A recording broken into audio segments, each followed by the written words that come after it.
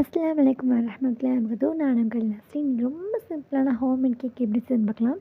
ஒரு பவுலில் 2 முட்டை உடைச்சி ஊற்றிக்கோங்க. ஒரு பிஞ்ச் அளவுக்கு உப்பு போட்டுக்கோங்க. சுகர் தேவையான அளவு, எனக்கு நான் 3 ஸ்பூன் அல்லது 4 ஸ்பூன் யூஸ் பண்ணிக்கிறேன். உங்களுக்கு எவ்வளோ தேவையோ அந்த அளவுக்கு போட்டுக்கோங்க.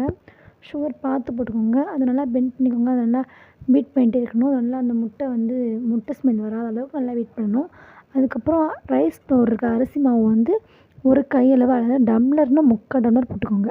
சைடில் ஒரு சட்டி நல்லா காய வச்சு அதில் ஸ்மெல் வராத ஆயில் ஊற்றிக்கோங்க. நல்லா சுற்றி எல்லா பக்கமும் ஆயில் ஊற்றிக்கணும். அதுக்கப்புறம் நம்ம இந்த செஞ்சு வச்சுருந்த மாவை தூக்கி அதில் ஊற்றிடணும். அந்த முட்டையும் மாவு அடித்து வச்சுருந்தோமா அதை ஊற்றிடணும். அரை மணி நேரத்தில் கேக் நல்லா புஃப்னு வந்துடும். அரை மணி நேரம் கூட தேவையில்லைங்க, மினிமம் 20 மினிட்ஸ்லேயும் புஃப்னு வந்துடும். சிம்மில் தான் வைக்கணும். வந்ததுக்கப்புறம் நீங்கள் அழகாக, நான் இந்த ஹோம்மேட் ஃபஸ்ட் டைம் ட்ரை பண்ணது தான். நீங்கள் வேணாலும் அந்த வீடியோ பார்த்தீங்கன்னா உங்களுக்கே புரியும். அதை எடுக்கும்போது அழகாக வரும். எடுத்ததுக்கப்புறம் ஸ்பான்ச்சியான கேக்கு சூப்பராக இருந்துச்சு. செம்ம ஸ்வீட்டாக இருந்துச்சு. ட்ரை பண்ணி பாருங்கள், கண்டிப்பாக உங்களுக்கு பிடிக்கும். மறக்காமல் லைக் பண்ணுங்கள், ஷேர் பண்ணுங்கள், சப்ஸ்கிரைப் பண்ணுங்கள்.